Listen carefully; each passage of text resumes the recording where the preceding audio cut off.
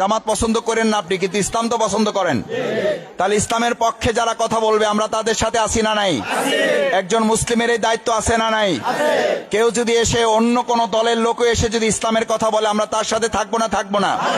কিন্তু সেই দল যদি বলে আমরা বড় দল, আমরা ভালো দল, আমরা টিউবওয়েল দেবো, রাস্তা দেবো, ঘাট দেবো, সব দেবো, খালি শরিয়া আইন মানি না, আমরা তাদের সাথে আছি না নাই?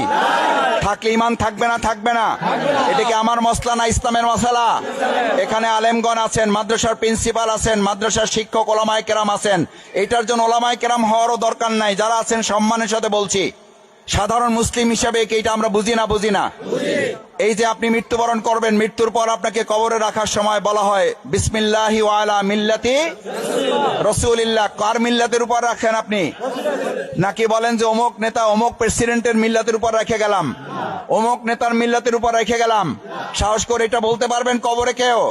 যদি বলতে না পারেন তাহলে ওখানে তো আমার মিথ্যা কথা বলা হচ্ছে, কারণ আমার জীবন তো রসুলের মিল্লাতের উপরে চলে নাই। আমি তো স্লোগান দিছি আমার নেতা তোমার নেতা, অমুক নেতা তমক নেতা, আমার নেতা তোমার নেতার স্লোগান তো মুসলমানের হবে আমার নেতা তোমার নেতা বিশ্বনবী মোস্তফা। দেখি স্লোগান ধরেন তো,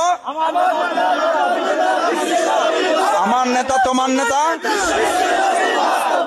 আমার নেতা তোমার নেতা বিশ্বনবী মুস্তাফা, আমার নেতা তোমার নেতা, নারায়ে তাকবীর।